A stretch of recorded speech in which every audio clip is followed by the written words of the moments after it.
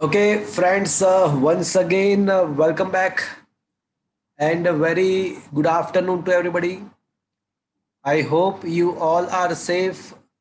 Your family member, your relative, your parents, your friends, all are safe. And you are enjoying this new era, this new way of learning. Friends, last lecture में हमने chapter number 5 completely complete किया। उसके कुछ MCQs भी मैंने वहाँ पे आपको डिस्कस किया था। वो एक बार अच्छे एमसीक्यू है जो मैंने दिए थे, वो आप एक बार रिफर कर लेना। मैंने ऑलरेडी हमारे एप्लीकेशंस के अंदर वो लेक्चर डाल दिया है। So I can say fifth chapter is completely over. Now today is the turn to discuss chapter number 6. The name of this chapter is a work, energy and power. तो नाम सुन के ही आपको ये समझ आ गया होगा, ये पता चल गया होगा कि भाई बेसिकली इस चैप्टर के अंदर हमको 3 चीज सीखना है। वर्क के बारे में डिस्कस करेंगे, एनर्जी के बारे में डिस्कस करेंगे एंड पावर के बारे में डिस्कस करेंगे। आपके माइंड में जो वर्क का कन्वेंशनल आइडिया है वो फिजिक्स से अलग है। जैसे आप पूरे दिन पे बैठे बैठे पढ़ रहे हो तो आपको ऐसा लगेगा कि बहुत काम किया आज मैंने, बहुत वर्क किया। But physics point of view अगर आप बैठे बैठे पढ़ रहे हो तो उसको कोई वर्क नहीं बोल, फिजिक्स पॉइंट ऑफ व्यू उसको वर्क नहीं बोलते।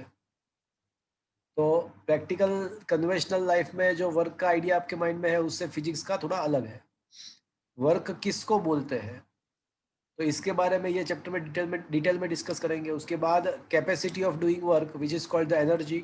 Capacity of doing work is called energy and the rate of the doing work, rate of the doing work is called the power. तो हम यहाँ पे वर्क, एनर्जी एंड पावर, ये chapter में ये 3 क्वांटिटी बहुत ही अच्छे से डेप्थ में जाके पढ़ने वाले हैं। So before starting a work, we need to introduce one more concept, that is the concept of the multiplication of two vector. देखो वेक्टर अलजेब्रा आधा 4th चैप्टर में था वेक्टर अलजेब्रा, और थोड़ा पार्ट अभी ये चैप्टर में है और थोड़ा पार्ट 7th चैप्टर में भी है।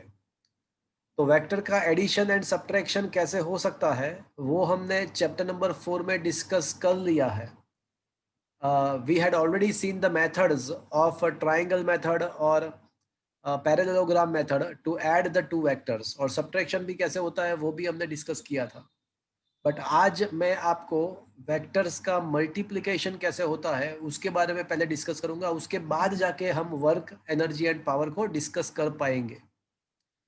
फ्रेंड्स, मेरी आवाज आपको प्रॉपरली आ रही है? Am I audible? Yes, sir. Yes. Okay fine. So friends, सबसे पहले मैंने आज जैसे बताया आपको कि आज हम करेंगे वेक्टर का मल्टीप्लिकेशन। तो friends, vector multiplication is possible by 2 ways. Vector का मल्टीप्लिकेशन 2 हिसाब से हो सकता है। एक मेथड को स्केलर मल्टीप्लिकेशन बोलते हैं और दूसरे को वेक्टर मल्टीप्लिकेशन बोलते हैं।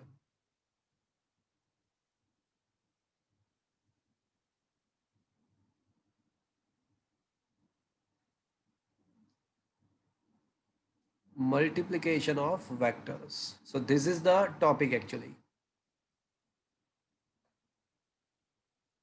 फ्रेंड्स, फिजिक्स के अंदर देखो आपके माइंड में डेफिनेशन का जो कन्वेंशनल आइडिया ऐसा है कि भाई कोई वर्ड होते हैं, कोई पूरा लाइन सेंटेंस होता है डेफिनेशन देने के लिए, वो एक कन्वेंशनल आइडिया है। फिजिक्स के अंदर बहुत सारे डेफिनेशन ऐसे हैं कि जो वर्ड फॉर्म में नहीं है बट मैथमेटिकल फॉर्म में है। जैसे आपको पता है कि भाई capacity of doing work is called energy, the rate of the doing work is called power. तो ये पावर एनर्जी का डेफिनेशन हुआ। तो मतलब अभी अभी तक आप जो भी सीखे हो उसमें आपको ऐसा पता है कि भाई कोई भी फिजिकल क्वांटिटी का डेफिनेशन देना है तो कुछ लाइन लिखना पड़ेगा, कुछ सेंटेंस लिखना पड़ेगा। But now I am telling you a new thing that it is not necessary whenever you want to define any new thing, it is not necessary that you have to write down some sentence. In the physics, sometimes the definition can be given in the mathematical form also. तो यहाँ पे vector के multiplication की जो बात है वहाँ पे उसके 2 टाइप के मल्टीप्लिकेशन है और दोनों का डेफिनेशन वर्ड फॉर्म में नहीं है, मैथमेटिकल इक्वेशन फॉर्म में है। तो आज पहली बार और फ्यूचर में बहुत बार हम ये देखेंगे कि कभी कभी डेफिनेशन कोई सेंटेंस फॉर्म में नहीं होगा, इक्वेशन फॉर्म में होगा। अब फिजिक्स में ऐसा बार बार आएगा। आज पहली बार आप शायद ये देख रहे हो, बट बार बार ऐसा आने वाला है। तो वेक्टर का जो मल्टीप्लिकेशन है वो दो हिसाब से हम उसको डिफाइन कर सकते हैं। एक मल्टीप्लिकेशन ऐसा है कि जिसमें आंसर स्केलर आने वाला है, जिसके अंदर मल्टीप्लिकेशन के बाद जो रिजल्ट आता है वो स्केलर फॉर्म में होता है, and that's why it is known as a scalar multiplication of two vector. इसको डॉट प्रोडक्ट भी बोलते हैं, इसको डॉट प्रोडक्ट भी बोल सकते हैं। क्यों? बिकॉज इसको रिप्रेजेंट करने के लिए, इसको रिप्रेजेंट करने के लिए दो वेक्टर के बीच में डॉट का सिंबल यूज करते हैं, that is why it is also known as a dot product. And दूसरा एक मल्टीप्लिकेशन ऐसा है कि जिसका आंसर है ना स्केलर, जिसका आंसर वेक्टर आने वाला है, तो उस टाइप के मल्टीप्लिकेशन को हम क्या बोलेंगे? Obviously vector multiplication. तो वेक्टर मल्टीप्लिकेशन बोलेंगे।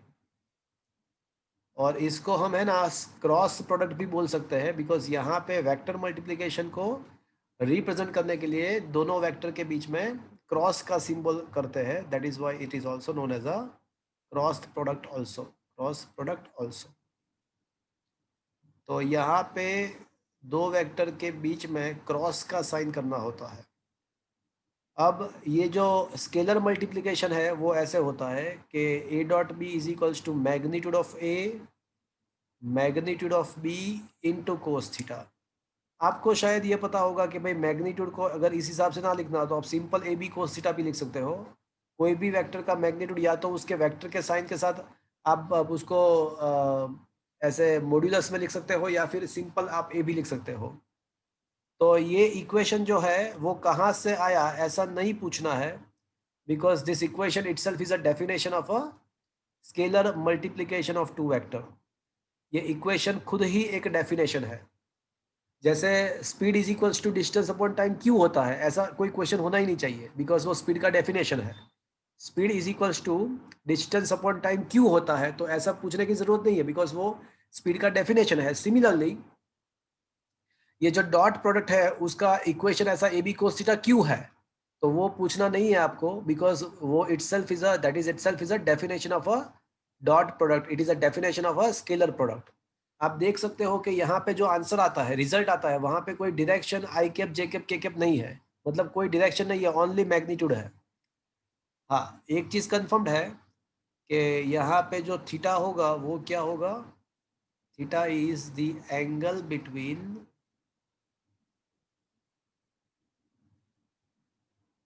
Vector A and vector B.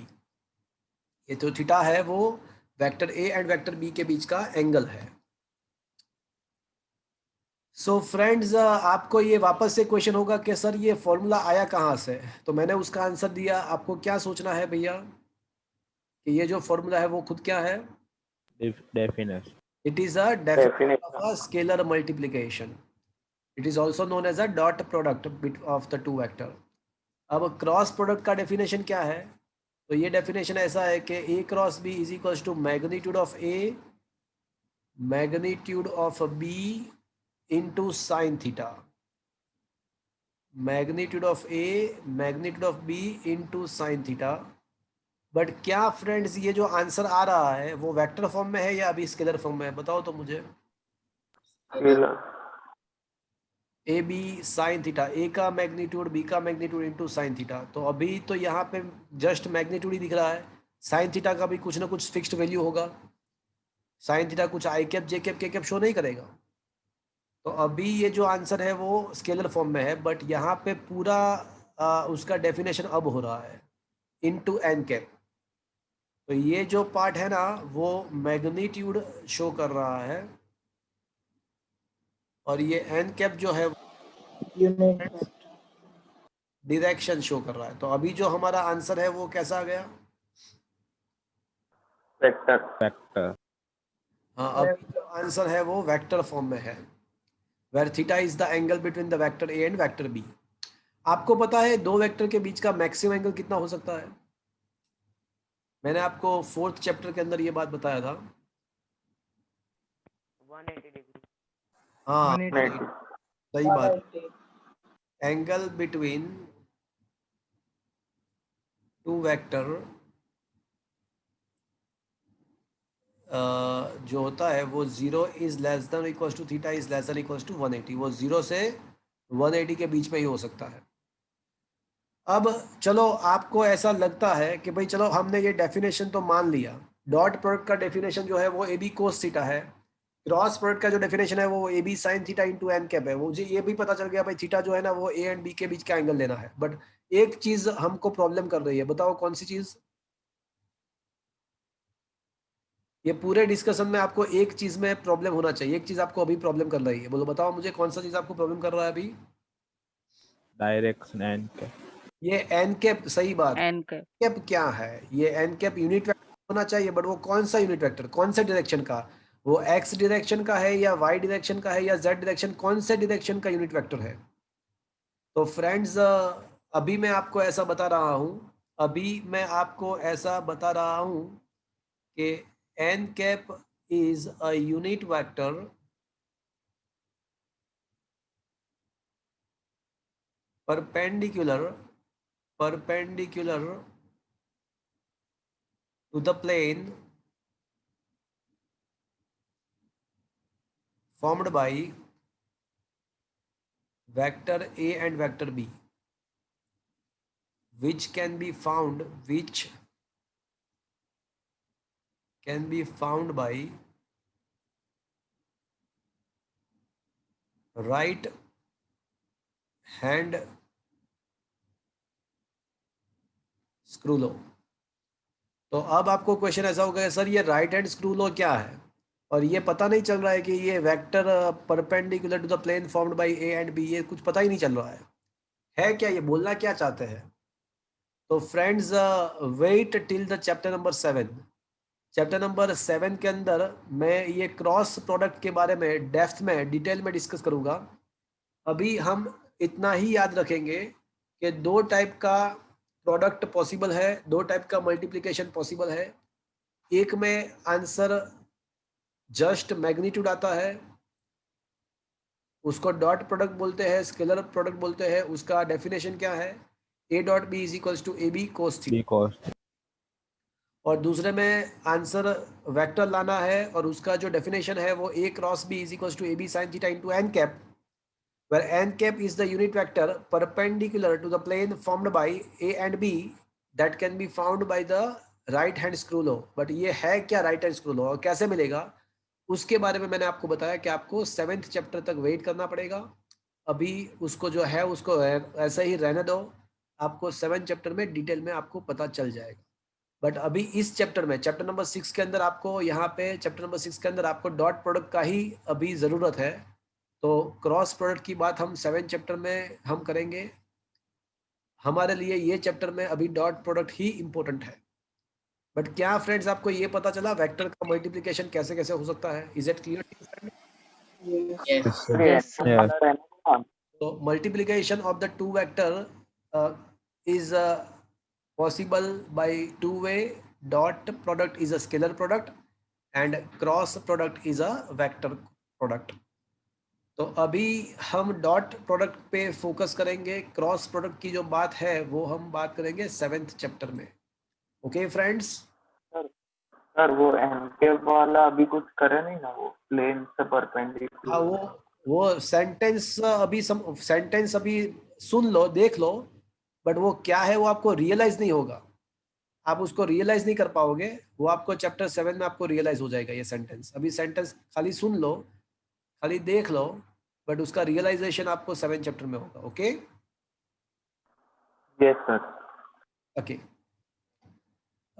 so question number 1 is the same question, discuss the multiplication of the two vector। so multiplication is possible by the two way, dot product and cross product। तो पहला जो है वो scalar product है, दूसरा वाला जो है वो वेक्टर प्रोडक्ट है। Question is explain the second question, explain the geometric or geographic interpretation of the scalar product. Scalar product का जियोग्राफिक और जियोमेट्रिक इंटरप्रिटेशन क्या है वो अभी मुझे प्रूव करना है, मुझे आपको बताना है। जियोमेट्रिकली ये डॉट प्रोडक्ट क्या है उसको हमको समझना है। तो friends, everybody please listen, please look at here.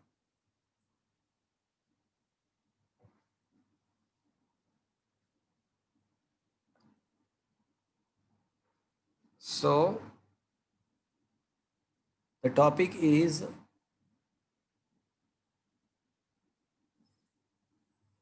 geometric meaning or interpretation of a dot, मतलब स्केलर प्रोडक्ट।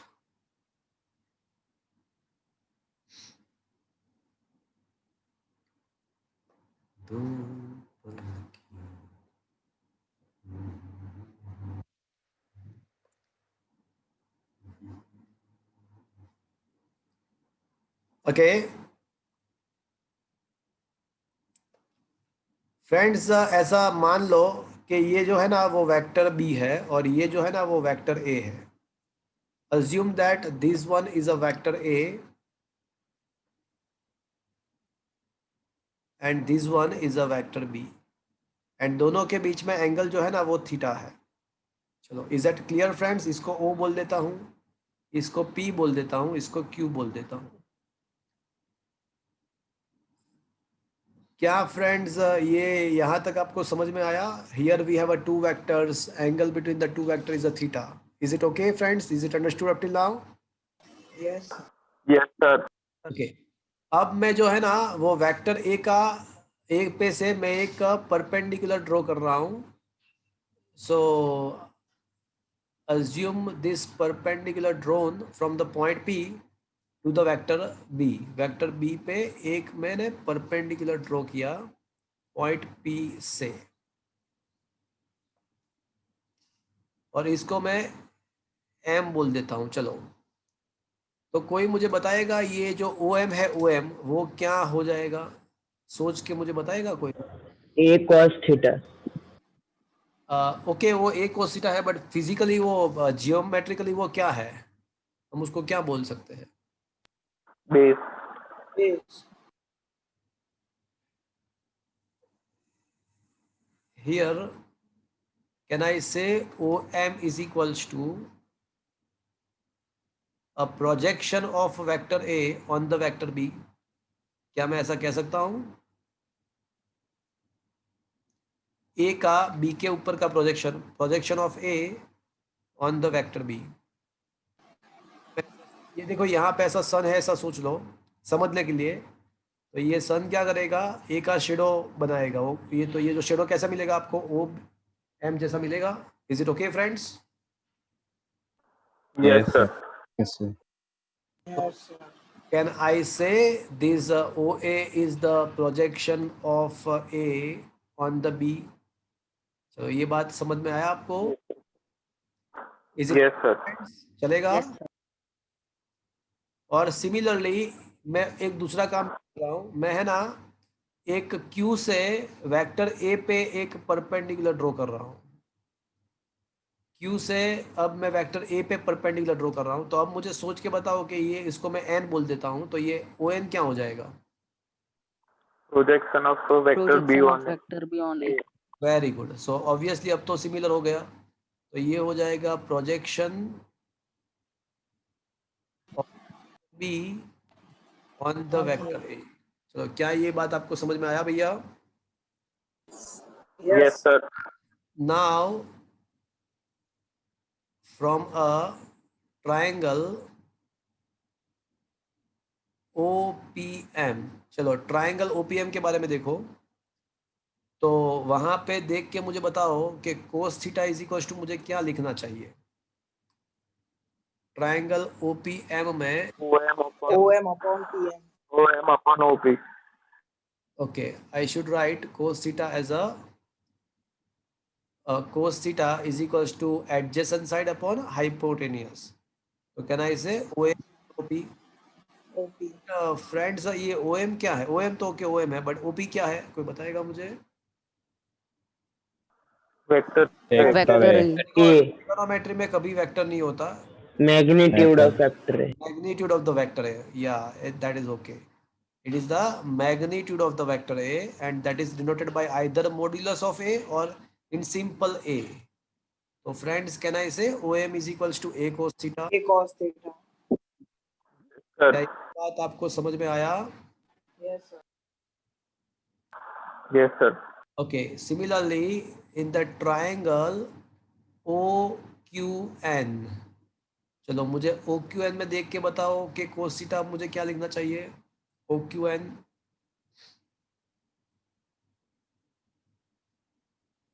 ट्राइंगल OQN देखा फ्रेंड्स? ON upon OQ. तो उसमें एडजेसेंट साइड हो जाएगा ON एंड हाइपोटेनस हो जाएगा OQ. तो फ्रेंड्स ये OQ कौन है? Vector B. मतलब B. Magnitude of vector magnitude.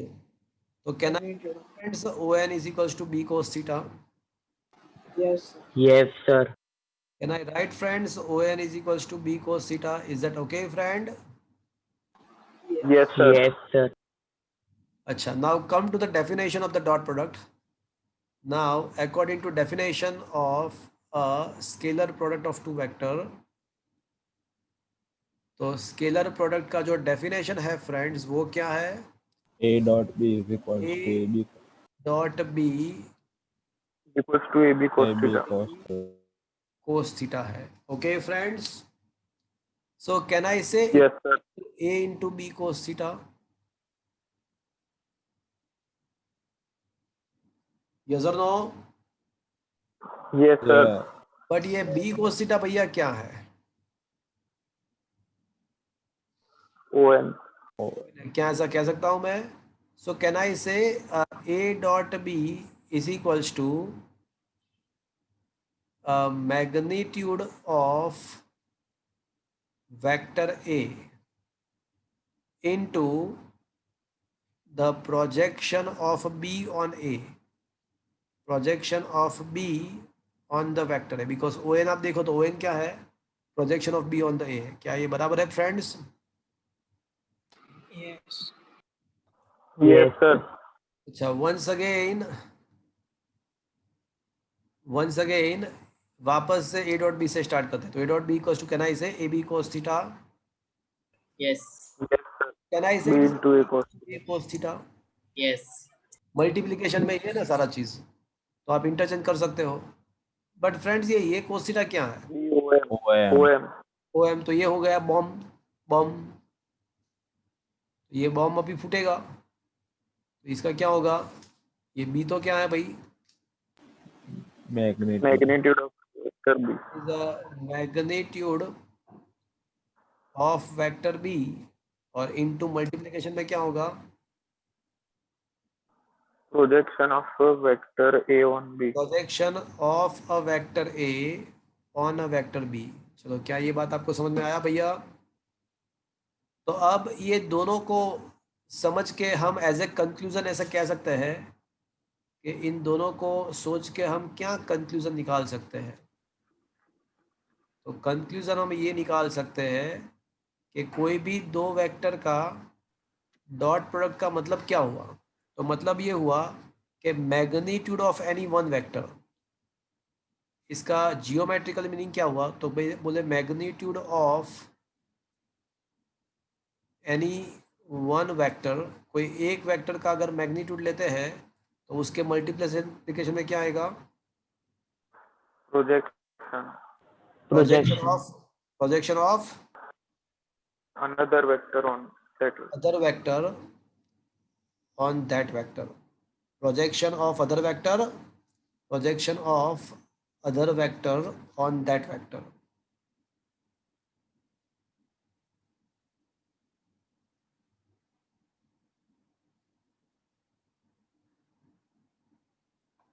तो क्या फ्रेंड्स ये आपको समझ में आया? ये that will be the geometrical meaning of the scalar product.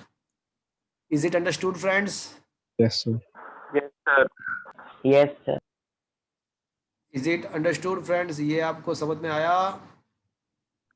तो यस सर। अब ये 2 या 3 मार्क्स का एक क्वेश्चन खत्म हुआ कि डिस्कस द जियोग्राफिक और जियोमेट्रिक मीनिंग और interpretation of the dot product. तो अभी हमको ये पता है कि डॉट प्रोडक्ट क्या है। तो भैया कोई एक का मैग्नीट्यूड और दूसरे का पहले के ऊपर का प्रोजेक्शन, उसका मल्टीप्लिकेशन करना है। Now we are going to discuss some characteristic of the dot product. तो अब हम कुछ डॉट प्रोडक्ट के कैरेक्टरिस्टिक डिस्कस करेंगे। तो ये आपको पता चल गया होगा। थस देखो लास्ट में कंक्लूजन लिखा हुआ है, thus the scalar product of two vector is equal to the product of magnitude of one vector with the projection of other vector on the first vector। तो अब थर्ड क्वेश्चन पे आते हैं। तो friends there are some characteristic of the dot product of a scalar product. Number 1 commutative law, distributive law. Number 2 देखो 1 bye 1 prove करते हैं सारे कैरेक्टरिस्टिक। तो 3 मार्क्स में क्वेश्चन आ सकता है, 4 मार्क्स में आ सकता है कि discuss the characteristic of a scalar product. तो अभी जो टॉपिक है वो क्या है? Characteristic of a scalar product.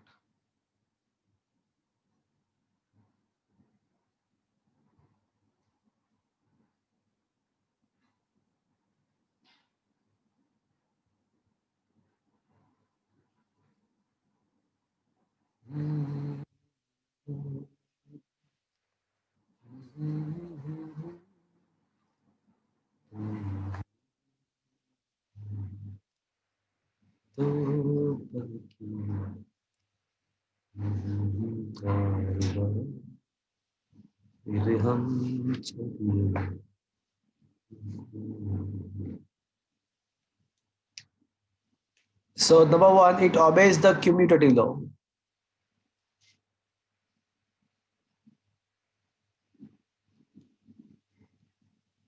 तो फ्रेंड्स आपको पता है कि A dot B is equals to AB cos theta। Can you write it is also equals to BA cos theta as it is in the multiplication? Yes, sir. Friends, yes sir. yes or no? But ये BA cos theta क्या हो जाएगा भैया? तो मतलब क्या हुआ कि A dot B is equals to the B dot A and that is what is called the commutative law of the dot product। Number 2 distributive law। Sir ये बी डॉट ए कैसे लिखा वो पता नहीं सर। अगर A dot B is equals to AB cos theta है तो BA cos theta क्या होना चाहिए? B dot A. हाँ तो वही लिखा देखो। Is it okay? पता। Yes sir. Okay। Yes sir. अब डिस्ट्रीब्यूटिव लॉ हम प्रूव करेंगे। The statement distributive law is like this, vector A dot B plus C is equals to A dot B plus A dot C। तो इसको अभी मैं prove करूंगा। आपको अलग से 2 मार्क्स में पूछ सकते हैं, अलग से भी पूछ सकते हैं कि state and prove the commutative and distributive law for the dot product. ऐसा अलग से भी पूछ सकते हैं। चलो friends let's prove. Assume that this is a vector A. ऐसा मान लो कि ये वेक्टर ए है, ये वेक्टर बी है एंड ये जो वेक्टर सी है। चलो इसको ओ बोलता हूँ, इसको मैं ए बोलता हूँ, इसको बी बोलता हूँ, इसको सी बोलता हूँ।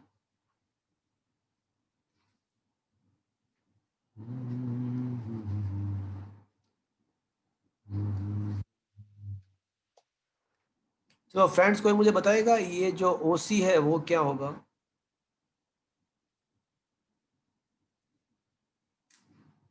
Resultant. इसका resultant. Vector B plus vector C। या एग्जैक्टली ये वेक्टर A है OA, ये वेक्टर B है और ये वेक्टर C है। तो ये जो OC जो होगा ना वो हो जाएगा obviously vector B plus vector C। चलो यहाँ तक समझ में आया भैया? Yes, sir. Okay, I am starting from the left hand side. तो लेफ्ट हैंड साइड क्या है भैया? तो बोले ए डॉट बी प्लस सी है। तो फ्रेंड्स अभी मैंने जियोमेट्री का मीनिंग निकाला था। तो A dot B plus C का मीनिंग क्या हुआ? Magnitude of the A into the projection of B on B plus C on vector है। क्या मैं ऐसा लिख सकता हूँ मैं फ्रेंड्स? Yes, sir. Yes, कोई sir. एक का मैग्नीट्यूड तो दूसरे वाले का पहले वाले के प्रोजेक्शन है, ऐसा हो जाएगा। Yes sir. ओके, चलो इसको m बोल देते हैं, इसको n बोल देते हैं। तो मुझे सोच के बताओ कि b प्लस सी का a के ऊपर प्रोजेक्शन कितना होगा? b प्लस सी का वेक्टर a के ऊपर प्रोजेक्शन कितना होगा? O N OM plus MN. नहीं नहीं, हाँ मतलब आप सीधा देखो, ये b प्लस सी वेक्टर ये उसका ओ एन वो ओ एन होगा। ON. Is it okay? Yes. So can I say the vector A का magnitude into O M plus M N, क्या ऐसा कह सकता हूं मैं? Yes sir. Yes, sir. तो can I say a magnitude of A into O M plus magnitude of A into M N, क्या ऐसा मैं लिख सकता हूं? Yes, sir. Yes, sir. तो अब यस ये सर। सोच के बताओ कि ये magnitude of A into O O M क्या है? ओम क्या है? Projection of vector B on projection of B on A है भैया, plus magnitude of A into M N क्या है? देखो सोच के बताओ मुझे, एम एन क्या है? Projection of C on A. vector C. Projection of the vector C on the vector A. चलो बराबर है भैया, देखो तो फिगर में देखो, बताओ बराबर है? Yes. Yes, sir. फ्रेंड्स ये A magnitude of A into projection of B on A तो क्या हो जाएगा? A vector ये तो ए डॉट बी A हो dot जाएगा। B. And A- magnitude of A into projection of C on A तो क्या हो जाएगा? E dot C. A dot is equal to ये RH. क्या हो गया भैया? RH. RH. तो ये प्रूव हो गया distributive law. Is it okay friends? ये समझ में आया भैया? Yes, sir. Yes sir. Yes, sir. बोलो।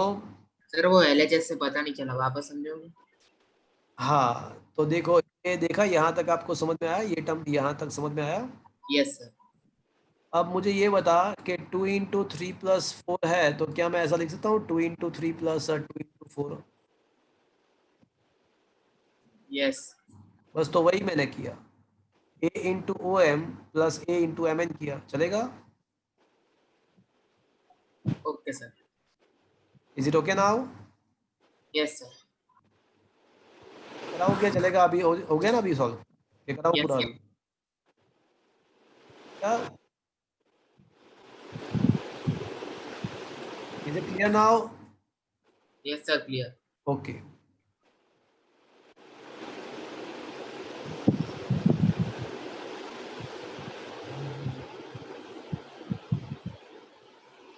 if two vectors are mutually perpendicular, अगर दो वेक्टर परपेंडिकुलर है तो फ्रेंड्स उसके बीच का जो एंगल होगा वो कितना होगा? 90. 90. सो 90 होगा। So in that kind of circumstances what is happen to the a dot b? 0. ab cos 90। तो फ्रेंड्स cos 90 का तो वैल्यू जो होता है ना वो 0 होता है। cos 90 क्या फ्रेंड्स, मैंने ये सब वैल्यूज लिख के दिया था आपको?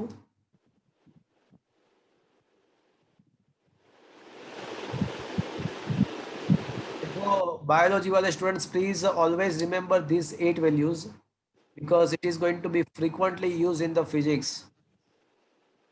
sin 0 0 होता है, cos 0 1 होता है, sin 90 1 होता है, cos 90 0 होता है, sin 180 0 होता है, कोस 180 होता है -1, साइन 270 -1 होता है, कोस 270 0 होता है। फ्रेंड्स ऑलवेज देखो, मैथ्स वाले बच्चों को तो ये ऑलवेज पता होता है, बट बायोलॉजी वाले बच्चे को ये याद रखना चाहिए, फिजिक्स के अंदर ये फ्रीक्वेंटली ये सारे वैल्यूज यूज होने वाले हैं। ओके फ्रेंड्स, तो फ्रेंड्स इसका मतलब क्या हुआ? अगर दो वेक्टर परपेंडिकुलर है तो उसका डॉट प्रोडक्ट क्या मिलेगा भैया? 0. 0 मिलेगा। फ्रेंड्स ये बहुत ही इंटरेस्टिंग है, दोनों वेक्टर ऐसा पॉसिबल है कि both the vector are non zero, two vectors are non-zero, but still it may possible that its dot product is 0. The vector may not be 0, may be non-zero. Vectors may be non-zero, but it is possible that its dot product is comes out to be a 0. Is it okay, friends? Yes, sir. Yes. Okay. सहीमा, सहीमा, yes शायद आपके mic में से आवाज आ रही है। Okay, 4 number, assume कर लेते हैं कि दो वेक्टर पैरेलल है। अगर दो वेक्टर पैरेलल है तो कोई मुझे बताएगा उन दोनों के बीच में एंगल कितना होना चाहिए? तो फिर 180. अरे पैरेलल वेक्टर का 0 होता है, 0 डिग्री। 180 होता है। पैरेलल में 0 होता है, एंटी पैरेलल में 180 होता है। Okay, Yes, sir. तो सर्कमटेंसेस अगर दो वेक्टर पैरेलल है तो उन दोनों के बीच में एंगल 0 आ जाएगा। तो A dot B is equal to क्या होगा भैया? 0. 0 नहीं होगा, ए बी होगा, बिकॉज One. हाँ, ये भी. कोस 0 तो 1 होता है। हाँ, yes. हाँ।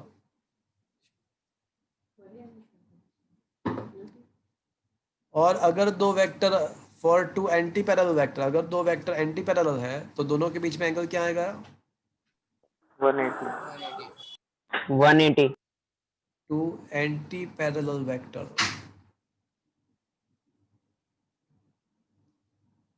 theta becomes 180. So in this kind of situation, what should be the A dot B? Minus AB. AB cos 180, cos 180 का वैल्यू तो -1 होता है, तो इसका आंसर आएगा -AB। क्या ये बात आपको समझ में आया भैया? Yes, sir.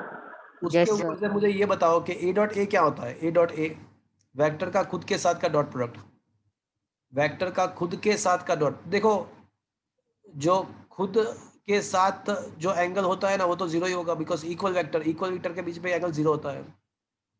तो ए डॉट ए का वैल्यू क्या आएगा आपको? ए डॉट ए का वैल्यू क्या मिलेगा आपको? 0. ए कोस 0। देखो वेक्टर का खुद के साथ डॉट प्रोडक्ट, तो क्या मिलेगा आपको? A dot B equals to A B cos theta. यहाँ पे ए डॉट ए मतलब ए कोस थीटा, बट खुद के साथ तो खुद का एंगल 0 ही होगा ना। तो ए कोस 0, तो A into 1 that is A square, magnitude of A square. क्या ये बात आपको समझ में आया भैया? Yes, sir. Yes sir. Okay, तो इसके ऊपर से मैं कह सकता हूं कि वेक्टर आई डॉट आई क्या होता है? I square. अब आई कैप तो यूनिट वेक्टर है, तो यूनिट वेक्टर का मैग्नीट्यूड कितना होता है? 1। 1. तो 1 का स्क्वायर क्या हो जाएगा? 2 हो जाएगा, 1. नहीं, 1. 1 ही होगा ना। तो similarly J dot J and के डॉट के का वैल्यू भी क्या आएगा? 1. 1. 1। Friends remember always I J K 1। I dot आई का वैल्यू भी 1 रहेगा, जे डॉट जे का भी 1 रहेगा, के डॉट के का भी 1 रहेगा। बट सोचो फ्रेंड्स, आई डॉट जे क्या होगा? तो ये परपेंडिकुलर वेक्टर्स है आई के एंड जे। आई 0। 0. तो हमको पता है कि परपेंडिकुलर वेक्टर्स का डॉट प्रोडक्ट क्या होता है फ्रेंड्स? 0. 0। 0 होता है। Friends, it should be noted that I I J J K 1 होता है, आई आई जे के 1 होता है, बट आई जे के आई 0 होता है। तो क्या ये बात आपको समझ में आया भैया? Yes, sir. Yes, sir. Yes, sir. चलो, Yes, sir. Characteristic number 6, dot product in the Cartesian form.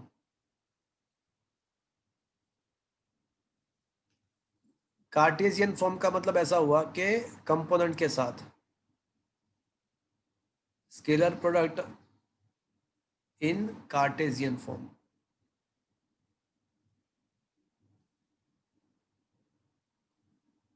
Cartesian का मतलब हुआ, आपको ये ज्यादा इजी रहेगा, कंपोनेंट फॉर्म।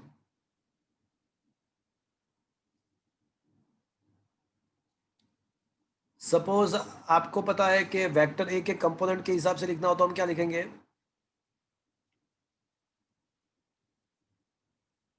याद है भैया? ए x I cap plus A Y J cap plus A Z K cap. And vector B के कंपोनेंट हम क्या लिखेंगे भैया? बोलो। BXI cap, BYJ cap, BXI cap, BZ BYJ cap. cap, and BZK cap.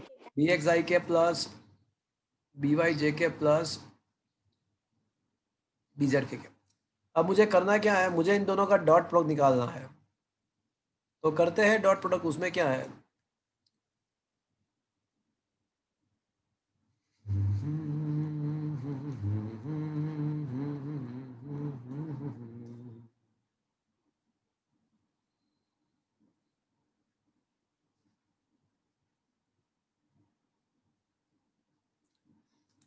चलो, अब है ना, आई के साथ ये तीनों का मल्टीप्लिकेशन करते हैं।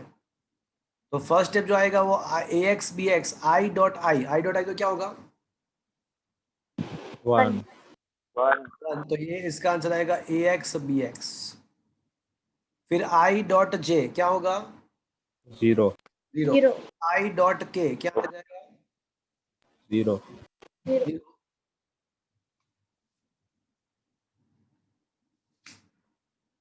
तो फ्रेंड्स, ये टर्म आपको मिलेगा A X B X. I dot 1 I dot J I dot K 0 मिलेगा, मतलब ए खत्म, इसका बात खत्म। अब इसके बारे में सोचते हैं। चलो, J dot I 0. 0. 0. J dot J 1. 1, तो क्या 1. A Y B Y. A Y B Y बचेगा। फिर जे डॉट के 0 0. इसका खत्म, इसका खत्म। अब इसके बारे में सोचते हैं। के dot I 0. 0. K dot J 0. 0. 0. A Z B Z. BZ. A Z B Z. So finally, friend, we come to know that if you had given the components, of the two vectors, then also you can find the dot product very easily. 24. Equation in the form of component. मैं एक आपको example देता हूँ तो आपको ज़्यादा clear हो जाएगा. So by example,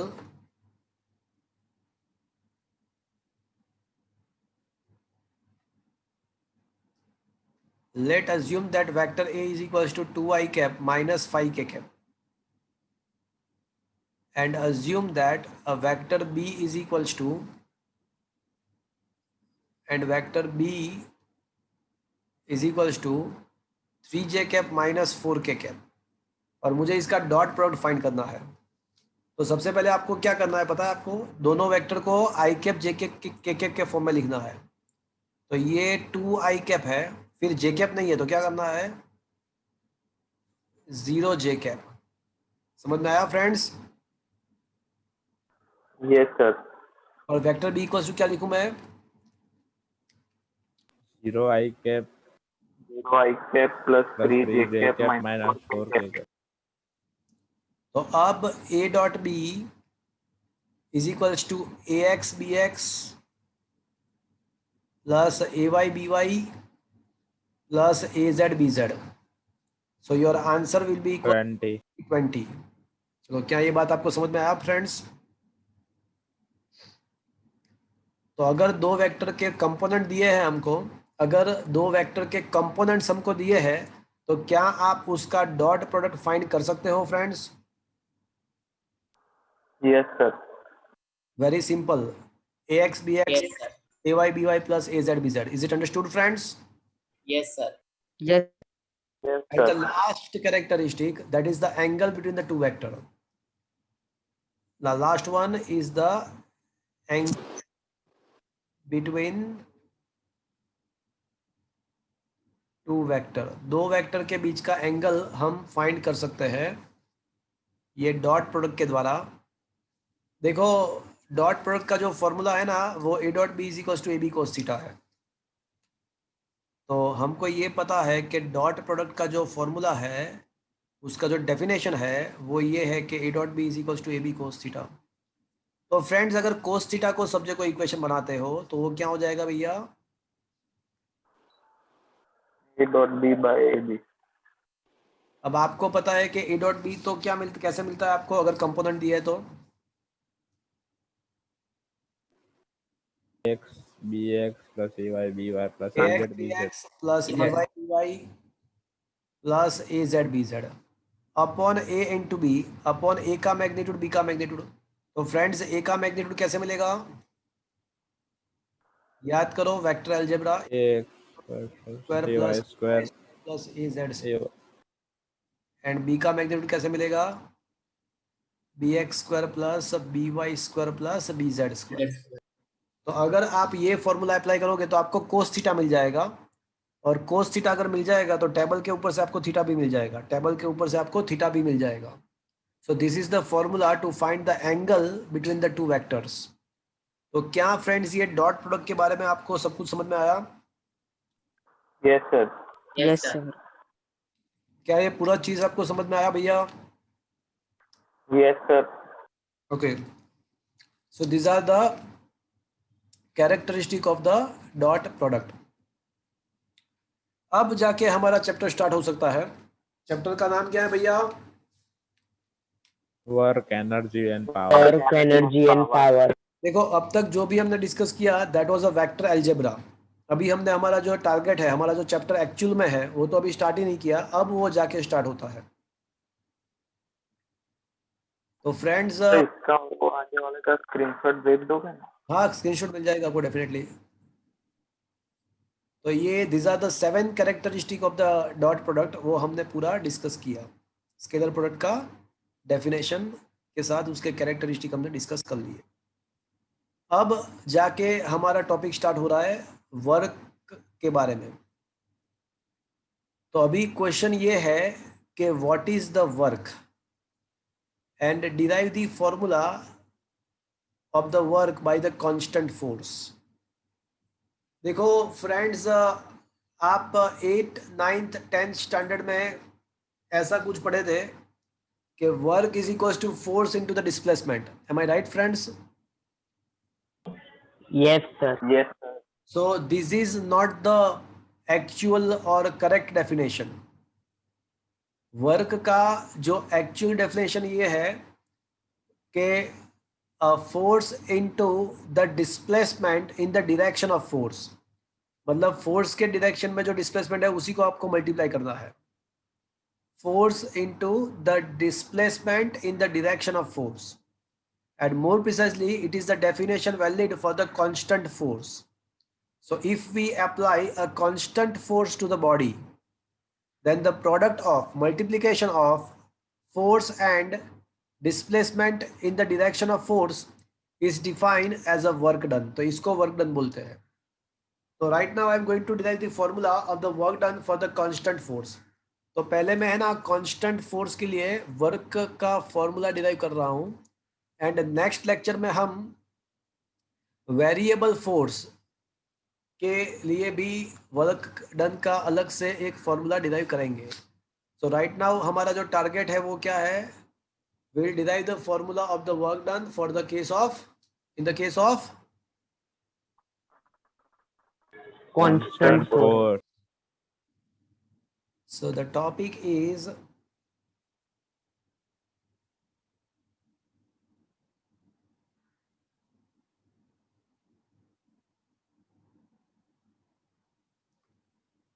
दो पल की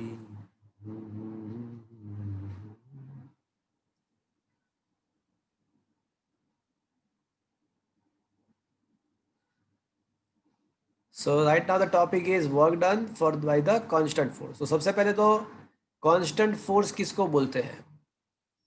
सबसे पहले तो ये पता होना चाहिए कि भाई constant force का मतलब क्या हुआ.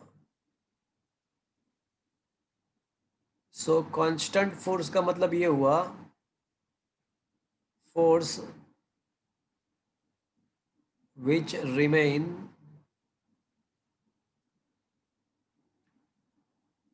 unchanged with the time and place.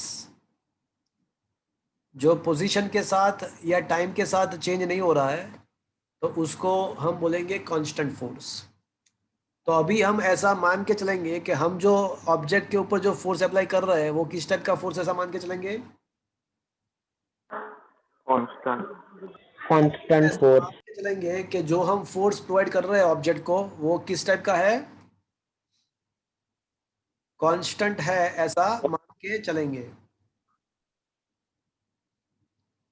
Friends, आप कभी मतलब ये ट्रैवलिंग किया है आपने कभी? Yes sir. yes sir, तो वो ट्रॉली बैग होती है, देखा आपने कभी? Yes. yes sir, देखा कभी आपने? yes sir, यस और नो? Yes, yes, sir. तो उसके ऊपर आप फोर्स कैसे अप्लाई करते हो? pull करते हैं, हाँ, उसको पुल करते हो, बट पुलिंग आपका जो पुलिंग फोर्स है क्या वो अर्थ के पैरेलल में अप्लाई करते हो या थोड़ा थोड़ा इंक्लाइन आप अप्लाई करते हो pulling force? Incline apply. inclined, आप थोड़े इंक्लिनेशन, आप जब वो ट्रॉली को आप जब खींचते हो, आपको पुल करते हो, तो आपको पता है कि वो थोड़ा, आप देखो मेरे सामने देखो, तो सपोज कि ये अर्थ है तो आप थोड़ा ऐसे मतलब ऐसे ले जाते हो, ऐसे ले जाते हो. Am I right friends? yes yes sir, sir. तो suppose this is the object and you are applying the constant force in this direction.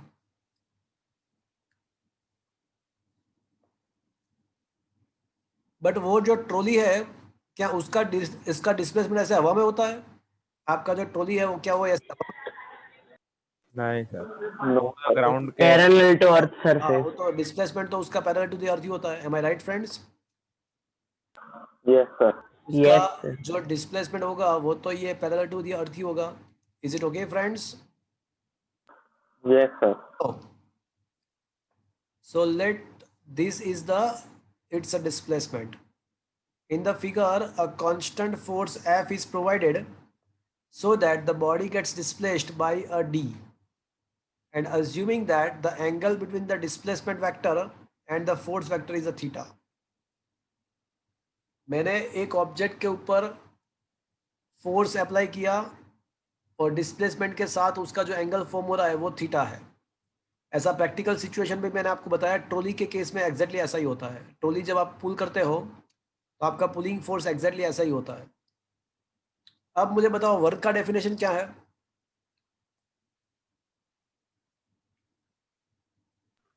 Work का फोर्स इनटू नहीं, थोड़ा गलत बोला आप, फिर से बोलो. Force into displacement unit vector. गलत In the direction. हाँ, in the displace direction of force, in the direction of the force. But क्या मैं उसको उल्टा भी कर सकता हूँ? यहाँ पे work is equals to force into the displacement in the direction of the force. तो क्या मैं इसको ऐसा भी लिख सकता हूँ कि that is also equals to a displacement? अब और मुझे क्या लिखना चाहिए? तो अभी हम यहाँ पे, अगर मुझे यहाँ पे डिस्प्लेसमेंट लिखना तो यहाँ पे मुझे क्या लिखना चाहिए? force. force in the direction of displacement, very good. Force in the direction of the displacement. क्या ये बात आपको समझ में आया भैया?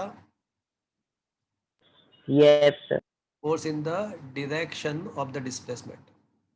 इंटरचेंज भी कर सकते हैं.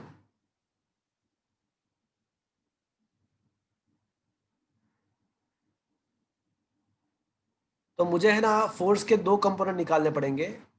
फोर्स के मुझे दो कंपोनेंट निकालने पड़ेंगे. एक जो कंपोनेंट है, देखो ये फोर्स के डायरेक्शन में मैंने फोर्स तो ड्रॉ किया, but as I had told you I have to draw a two component of the force. एक जो है वो ऐसे जाएगा और दूसरा जो कंपोनेंट है वो ऐसे जाएगा. तो मुझे ये बताओ कि कौन सा वाला कंपोनेंट जो है वो डिस्प्लेसमेंट के डायरेक्शन में है। देखो जिसके साथ एंगल फॉर्मूला है वो कौन सा कंपोनेंट होगा? cos theta, cos component. F cos F theta. cos theta. ये कौन सा होगा? sin theta. तो मुझे ये बताओ कि अकॉर्डिंग टू द डेफिनेशन मुझे क्या लिखना चाहिए अभी? अभी मुझे वर्क के फॉर्मूला में अकॉर्डिंग टू डेफिनेशन डिस्प्लेसमेंट तो मैं डी लिख देता हूँ, चलो, but force in the direction of the displacement मुझे क्या लिखना चाहिए? F cos theta. F cos theta. Perfect, I should write a F cos theta according to the definition.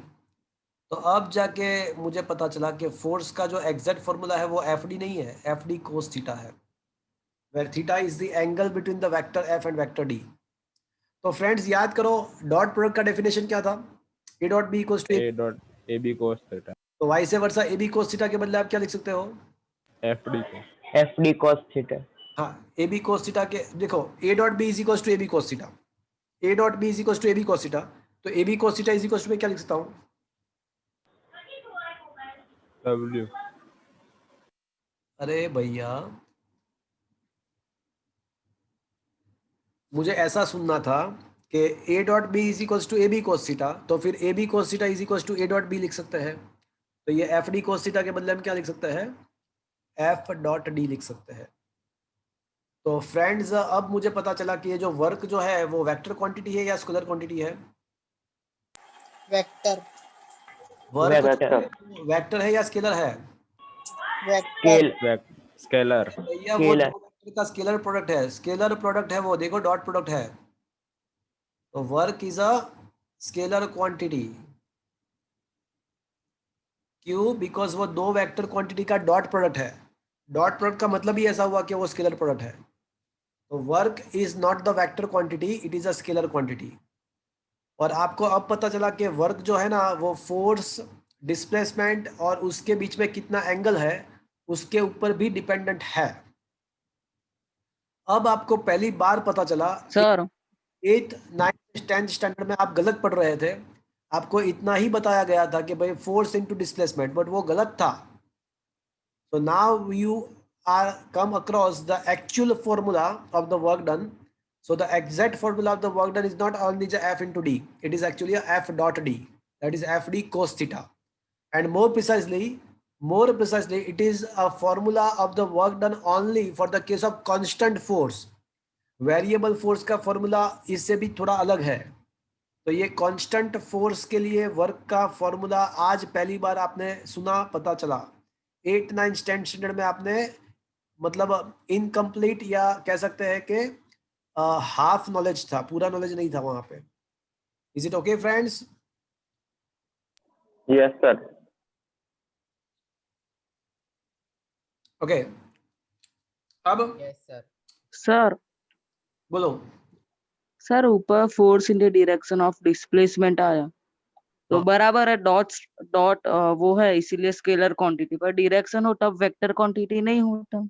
भाई देखो वर्क का कोई डायरेक्शन होता ही नहीं है, फोर्स का डायरेक्शन होता है बट वर्क का कोई डायरेक्शन होता ही नहीं है। तो वर्क का कोई डायरेक्शन ही नहीं है तो इसका मतलब क्या हुआ? ओके सर, हाँ we are talking about the work done, we are not talking about the force. Okay yes sir. okay, now from this formula it is very clear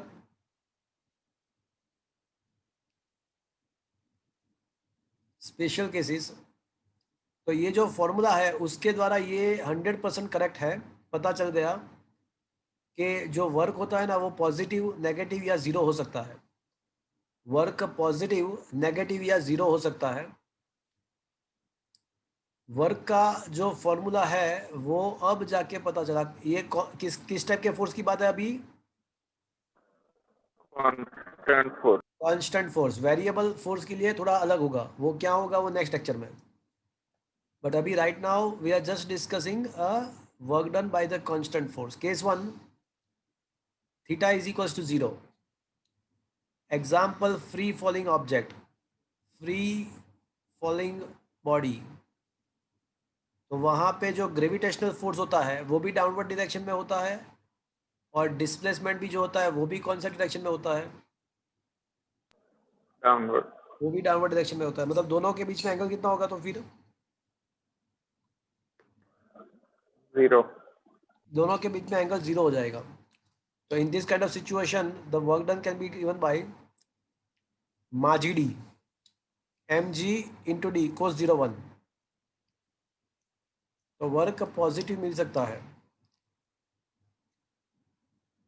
case number 2, if a theta is equals to 180 degree, when you apply the brake, आप vehicle को break लगाते हो तो आपका जो force है वो कौन से डायरेक्शन में है? डिस्प्लेसमेंट के डायरेक्शन में होगा या अपोजिट डायरेक्शन में होगा? बोलो. अपोजिट. Opposite direction. तो उसमें थीटा कितना मिलेगा आपको? 180 डिग्री. तो उसमें cos 180 तो -1 है. तो in this kind of situation, suppose your braking force is FB, your displacement is theta, but cos 180 -1 होता है. तो your answer is comes out to be a -FB into braking force into the displacement, but negative आएगा. तो work can also be a negative one. Work negative भी हो सकता है. Case number 3, theta becomes 90. तो friends, in the case of uniform circular motion, तो circular motion, uniform circular motion के अंदर आपका जो सेंट्रीपिटल फोर्स होता है, आपको पता है कि यूसीएम में क्या होता है भैया? सेंट्रीपिटल एक्सेलरेशन होता है. तो सेंट्रीपिटल एक्सेलरेशन के डायरेक्शन में ही सेंट्रीपिटल फोर्स होता है. तो ये आपका सेंट्रीपिटल फोर्स का डायरेक्शन हुआ. और displacement is taken in the direction of the velocity. Displacement is in the direction of velocity, that is a tangential to the path, tangential to the trajectory. तो आपको कभी भी ऐसा पूछे कि what is the work done by the centripetal force for the body performing the circular motion, तो क्या answer आएगा? FD cos 90. cos 90 का 0 आता है. तो फ्रेंड्स ऑलवेज रिमेंबर, ऐसा कभी भी आपको कोई पूछता है कि भाई कोई ऑब्जेक्ट यूनिफॉर्म सर्कुलर मोशन कर रहा है, तो what is the work done on the body by the centripetal force. तो वो बॉडी चाहे सर्कल कंप्लीट करे या सेमी सर्कल कंप्लीट करे या कुछ भी करे, वो force and displacement always perpendicular होता है. तो उसका आंसर ऑलवेज वर्क का 0 ही आता है. So work done. बोलो. सर ये केस 2 वापस समझाओगे? अरे ब्रेकिंग फोर्स की बात कर रहा हूँ. ब्रेक आप लगाते हो तो ब्रेक आप कौन से मोशन के डायरेक्शन में लगाओगे कि अपोजिट डायरेक्शन में लगाओगे? मोशन. बस, तो खत्म बात. अपोजिट डायरेक्शन में लगाया तो थीटा कितना होगा? आपका फोर्स का डायरेक्शन अपोजिट है डिस्प्लेसमेंट से, तो थीटा कितना होगा? Force and displacement are in the opposite direction, so what should be the theta? 180. cos 180 क्या होता है? 0. cos -1. 180 क्या होता है? -1. तो लिखो -1 ऊपर के फॉर्मूला में. देखो ऊपर फॉर्मूला दिया हुआ है. Here is the main formula.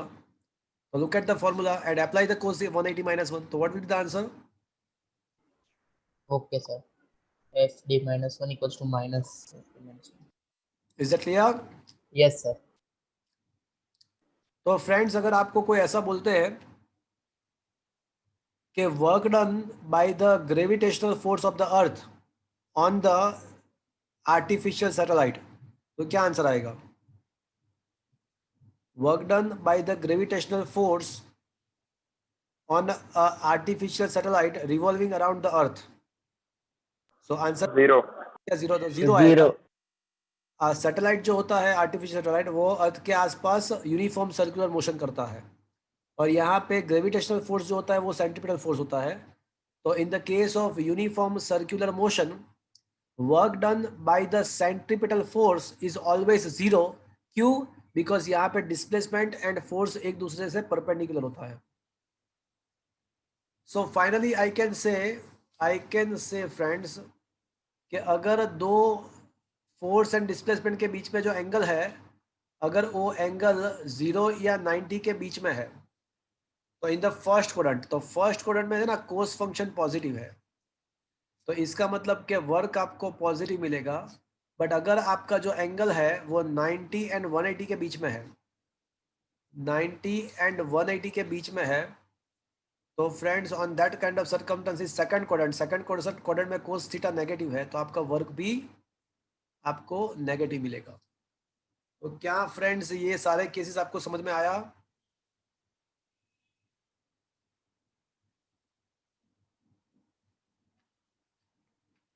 Yes और no? Yes, sir. Okay. Apart from that, we can do one more thing. In which of the circumstances the work can be zero?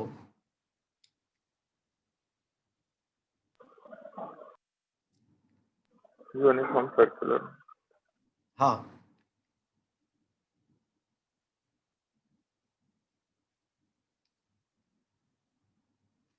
तो friends work done का जो formula है ना वो क्या है? F d cos theta है। तो तीन चीज हो सकती है, अगर रिजल्टेंट फोर्स जीरो है, या डिस्प्लेसमेंट जीरो है, या थीटा 90 है, मतलब कोस 90 जीरो होगा। तो ये तीनों चीज ये in all the three cases the work can be zero. जैसे मैं आपको एक्सप्लेन करूं कि सपोज कि कोई कार है ना, वो कांस्टेंट वेलोसिटी से जा रही है, कोई कार कांस्टेंट वेलोसिटी से जा रही है, तो उसमें क्या होगा कि इंजन के द्वारा जो फॉरवर्ड डायरेक्शन में जितना फोर्स होगा उतना ही फ्रिक्शन होगा, फॉरवर्ड डायरेक्शन में जितना फोर्स होगा उतना ही बैकवर्ड डायरेक्शन में होगा। तो रिजल्टेंट फोर्स जीरो, और रिजल्टेंट फोर्स जीरो है इसीलिए तो वेलोसिटी कांस्टेंट है, इसीलिए तो वेलोसिटी कांस्टेंट है। तो in that kind of circumstances as the resultant force is zero. देखो डिस्प्लेसमेंट जीरो नहीं है, बट अगर कोई ऑब्जेक्ट कांस्टेंट वेलोसिटी से मूव कर रहा है तो उसका रिजल्टेंट फोर्स जीरो होगा। तो what will be the work done by the resultant force? Zero. Zero होगा, बिकॉज वहां पे Zero. रिजल्टेंट फोर्स जीरो है। सेकंड वन, सपोज आप कोई ऑब्जेक्ट को बहुत सारा फोर्स अप्लाई कर रहे हो, बट वो ऑब्जेक्ट हिल ही नहीं रही है, वो ऑब्जेक्ट का कुछ हो ही नहीं रहा। देखो जैसे वॉल है, वॉल, तो आप घर के वॉल पे बहुत सारा प्रेशर कर रहे हो, बहुत सारा फोर्स लगा रहे हो, बट वॉल चेंज ही नहीं हो रहा है। तो in that kind of circumstances आपको ऐसा लगेगा भाई मैंने बहुत काम किया, आपको ऐसा लगेगा कि मैंने तो बहुत काम किया, but actually physics point of view में ये वर्क कितना होगा? Zero. Zero. जीरो होगा। एंड नंबर थ्री, आप फोर्स अप्लाई करते हो, डिस्प्लेसमेंट भी होता है, बट तो भी वर्क जीरो हो सकता है। जैसे यूनिफॉर्म सर्कुलर मोशन में फोर्स है, डिस्प्लेसमेंट भी है, but still the work can be zero because यहाँ पे एंगल 90 हो रहा है। तो क्या फ्रेंड्स फोर्स कौन कौन से सर्कमस्टेंसेस में जीरो हो सकता है, वर्क कौन कौन से केसेस में जीरो हो सकता है, वो आपको समझ में आया भैया? Yes, sir. Yes. Yes, sir. तो let's see how many question we have discussed now. 4. तो देख लेते हैं। देखो क्वेश्चन नंबर 4 हमने डिस्कस कर लिया, उसके बाद उसके स्पेशल केसेस वाला क्वेश्चन भी हमने डिस्कस कर लिया, मतलब क्वेश्चन नंबर 5 भी डिस्कस हो गया। क्वेश्चन नंबर 6 में आपको होमवर्क में दे रहा हूँ कि भाई वर्क का जो यूनिट है वो जूल एंड अर्ग है। Apart from the joule and erg there are some more units of the work, electron volt, calorie and kilowatt hour. इसके बारे में डिटेल में हम कहीं ना कहीं पे डिस्कस कर लेंगे, बट अभी रिलेशन याद रख दो कि 1 अर्ग मतलब कितना जूल हुआ, तो 10⁻⁻⁷। 1 इलेक्ट्रॉन वोल्ट 1.6 10⁻⁻19 जूल। हाँ कैलोरी पता होगा, 1 calorie equals to 4.2 joule, 4.186 joule आपको पता होगा। एंड शायद ये किलोवाट आवर भी 10th स्टैंडर्ड में आप पढ़े होंगे कि 1 kilowatt hour equals to 3.6 10⁻⁶ joule. अगर नहीं पता है तो पता चल जाएगा, कहीं ना कहीं पे ये चैप्टर में आ जाएगा। बट आपको 1 जूल डिफाइन करना है। तो लुक एट दिस फॉर्मूला, यहाँ पे देखो मेरी बात सुनो, ये फॉर्मूला दिख रहा है आपको, ये W = FD cos थीटा दिख रहा है आपको। अगर यस सर। अगर F को 1 न्यूटन ले लेते हैं, डिस्प्लेसमेंट को 1 मीटर ले लेते हैं, एंड सपोज के वो दोनों के डायरेक्शन एक ही है, they are in the same direction, तो फिर अगर फोर्स आपका 1 न्यूटन है, डिस्प्लेसमेंट आपका 1 मीटर है, and in the direction of the force है, तो जो वर्क होगा वो 1 जूल होगा। तो इसके बेस पे हम कह सकते हैं कि under the influence of the 1 newton force, if the displacement of the particle 1 metre in the direction of force, then the work done is said to be 1 joule. और सिमिलरली अगर अर्ग का definition करना है तो Newton के बदले dial लिख दो, मीटर के बदले सेंटीमीटर लिख दो, तो otherwise the definition will be the same, otherwise the definition will be the same. Friends ये 6 क्वेश्चन क्या मैं होमवर्क में दे सकता हूँ आपको? Yes. Yes, sir. Sir once की ट्वाइस। नहीं, पूरा होमवर्क तो मैं देता हूँ आपको, पर ये 6 क्वेश्चन आप खुद रीड कर सको ऐसा है। वो मैं कौन सा क्वेश्चन ट्वाइस है, कौन सा क्वेश्चन वंस है, वो तो मैं अभी आपको लिख के दूंगा। Okay sir. क्वेश्चन मैंने कर दिया, देखो कौन कौन से केसेस में वर्क 0 होता है वो भी हमने डिस्कस कर दिया। देखो तो एक बार इसको रीड करके बोलो कि बराबर है, ठीक है। देखो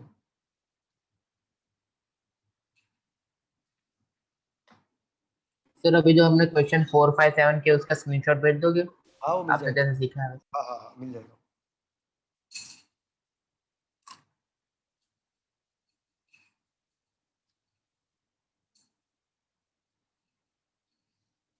तो 7 क्वेश्चन भी हमने डिस्कस कर लिया कि भाई कौन कौन से केसेस में वर्क 0 होना है। तो अगर रिजल्टेंट फोर्स 0 होता है, या फिर डिस्प्लेसमेंट 0 होता है, या फिर एंगल 90 होता है, तो in all the circumstances the work done is 0। तो फ्रेंड्स आज है ना, मैंने ये 1 to 7 क्वेश्चन आपको कराए। 8th क्वेश्चन ऐसा है कि what is the work done by the variable force. तो अब ये वेरिएबल फोर्स वाला जो कंसेप्ट है वो नेक्स्ट टाइम हम लेंगे, बट आज एक आध दो न्यूमेरिकल हो सकते हैं, तो हम एक आध न्यूमेरिकल कर देंगे अभी यहाँ पे।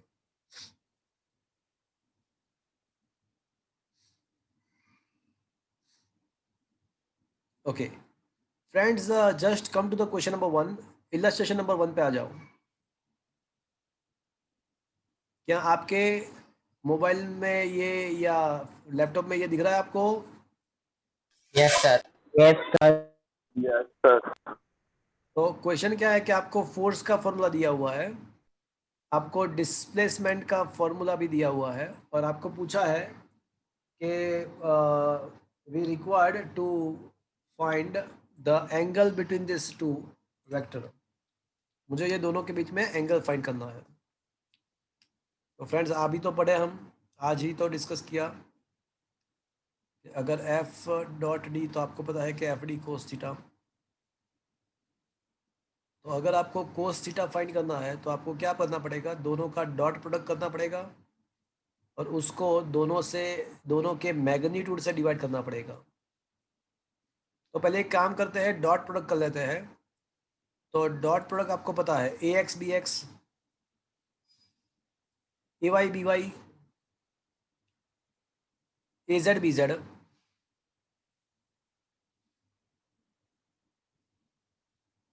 तो +15 -15 कैंसिल हो जाएगा, तो एफ डॉट डी का जो वैल्यू है ना वो 16 मिलेगा। चलो अब एफ का मैग्नीट्यूड कितना है वो निकाल के दो मुझे। एफ का मैग्नीट्यूड कितना मिलेगा आपको?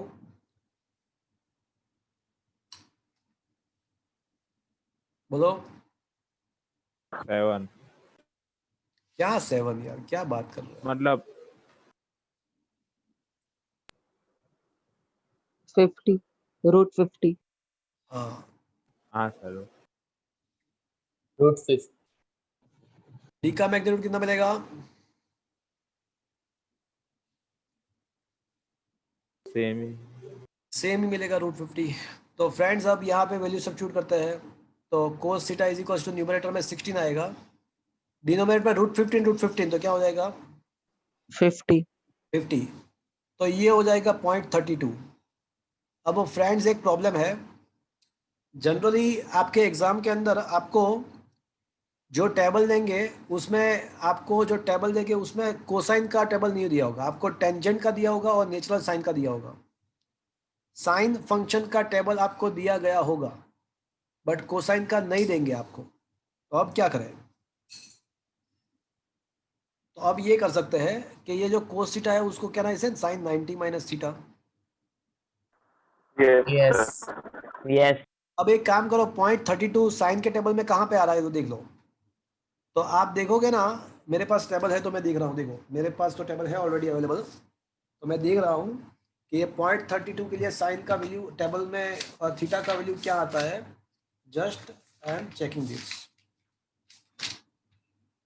तो ये .32 जो आ रहा है ना वो 18 डिग्री एंड 42 मिनट्स। तो ये जो एंगल जो है वो मिलेगा आपको, ये जो एंगल है वो मिलेगा आपको 18 डिग्री 42 मिनट्स ऐसा मिलेगा अप्रोक्सीमेटली। तो मुझे तो थीटा फाइंड करना है भैया, तो थीटा इज इक्वल टू क्या होगा? अब क्या करोगे? तो ऐसा सोच सकते हो कि 90 डिग्री का मतलब क्या हुआ? 89 degree 60 minutes minus 18 degree 42 minutes. देखो अब हो जाएगा, अब हो जाएगा। ये समझ में आया ना आपको मैंने क्या ट्रिक किया? Yes sir. तो पता नहीं चला 89 डिग्री 67। मतलब मुझे ये बताओ कि 2 rupees is equal to how many paise? 200 पैसे। अच्छा, तो 1 रुपीज एंड हाउ मेनी पैसे? 100 100 पैसे। बस वही लिखा। तो 89 डिग्री नहीं, 90 डिग्री इक्वल टू क्या होगा? 89 डिग्री 16। 89 degree plus 1, 16। 89 प्लस 1 मतलब 60 minutes. Is that clear? Yes sir. Yes. तो अब ये सॉल्व हो जाएगा। 71 degree 12 minutes 18 minutes. Is it understood? Yes sir. Yes, sir. Yes sir. तो ये एंगल मिल गया। अभी एक और क्वेश्चन पूछा है, एक और क्वेश्चन पूछा हुआ है, यहाँ पे लिखना रह गया है। Projection of A on D, projection of vector F on vector D, ऐसा पूछा है। तो सोच लो कि ये वेक्टर डी है, ये वेक्टर एफ है। तो एफ का डी के ऊपर का प्रोजेक्शन कितना मिलेगा आपको?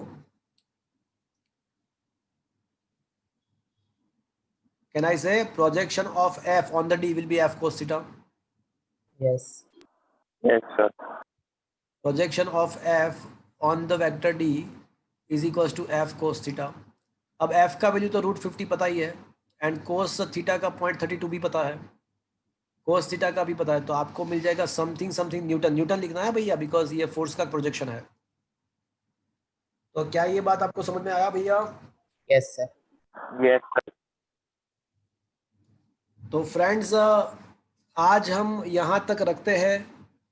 थर्सडे को वापस से मिलेंगे और वहाँ पे सैटरडे का क्या करना है वो वहाँ पे डिस्कस करेंगे।